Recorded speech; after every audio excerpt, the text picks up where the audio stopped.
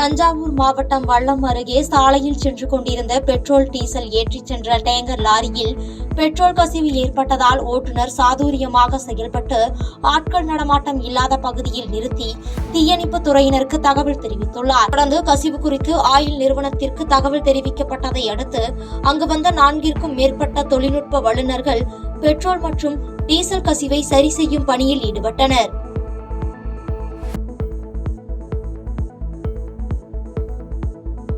தென்காசி மாவட்ட ஆட்சியர் அலுவலக கூட்ட அரங்கில் 3 வாரங்களுக்கு பிறகு நடைபெற்ற மக்கள் குறைதீர்ப்பு முகாமில் மனு அளிக்க ஏராளமான மக்கள் குவிந்து நீண்ட வரிசையில் காத்திருந்து மனு அளித்தனர். தொடர்ந்து அவர்களிடம் ஆட்சியர் குறைகளை கேட்டு தகுந்த நடவடிக்கை எடுக்க வேண்டும் என அதிகாரிகளுக்கு அறிவுரை வழங்கினார்.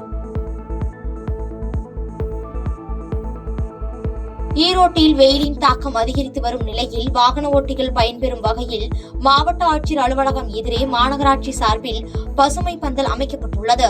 இது வாகன ஓட்டிகள் மத்தியில் மிகுந்த வரவேற்பை பெற்றுள்ளது. செங்கல்பட்டு மாவட்டம் திருக்கழுக்குன்றத்தில் உள்ள வேதகிரீஸ்வரர் திருக்கோவிலின் சித்திரை திருவிழாவின் 7ஆம் நாள் தேர் திருவிழா வெகு விமர்சையாக நடைபெற உள்ளது. அப்பொழுது மாவட்ட நிர்வாகம் உள்ளூர் விடுமுறை வழங்க வேண்டும் என பொதுமக்கள் மற்றும் பக்தர்கள் கோரிக்கை விடுத்துள்ளனர். இங்க சித்திரை திருவிழா 10 நாள் விசேஷமாக நடக்கும். மே மாதம் 1ஆம் தேதி ஆரம்பித்து மே 11ஆம் தேதியிலும் நடைபெறுகிறது. இங்கே 3ஆம் திருவிழா 7ஆம் திருவிழா ரொம்ப விசேஷமாக இருக்கும். 3ஆம் திருவிழான்ட்டு சுவாமி கிரிவலம் வருவாங்க. அப்போ பக்தர்கள் நிறைய பேர் வருவாங்க. அதே மாதிரி 7ஆம் திருவிழா தேர் திருவிழா.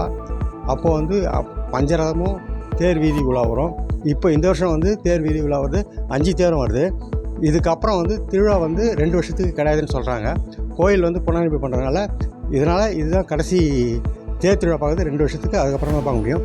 அதனால் பொதுமக்கள் எல்லோரும் நிறைய பேர் வருவாங்கட்டு எதிர்பார்க்குறாங்க. ஏற்கனவே பள்ளிகளுக்கெல்லாம் விடுமுறை விட்டாங்க.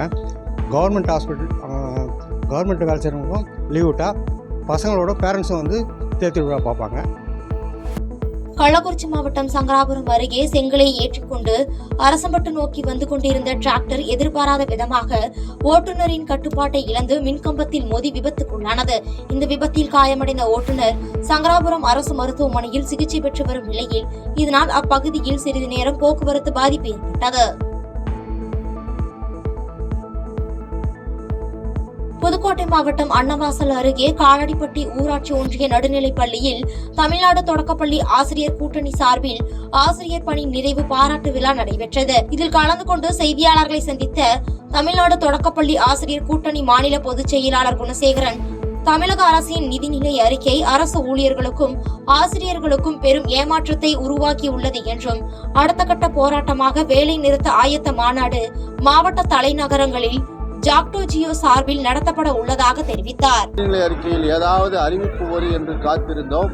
பள்ளி கல்வித்துறையின் சார்பாக 24/4/2025 அன்று நடைபெற்ற நிதிநிலை அறிக்கையின் கூட எந்தவிதமான அறிவிப்பும் இல்லாதது அரசு ஊழியர்கள் ஆசிரியர்கள் மத்தியில் பெருத்த ஏமாற்றத்தை உருவாக்கியுள்ளது.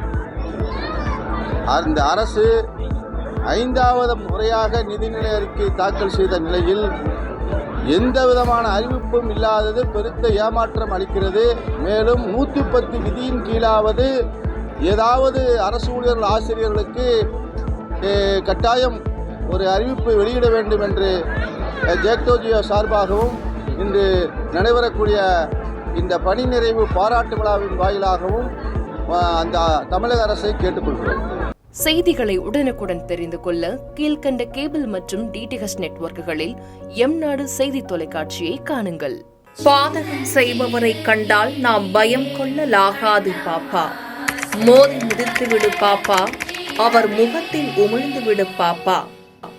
அண்மை செய்திகளை உடனுக்குடன் தெரிந்து கொள்ள இணைந்திருங்கள் எம்நாடு தொலைக்காட்சியுடன்.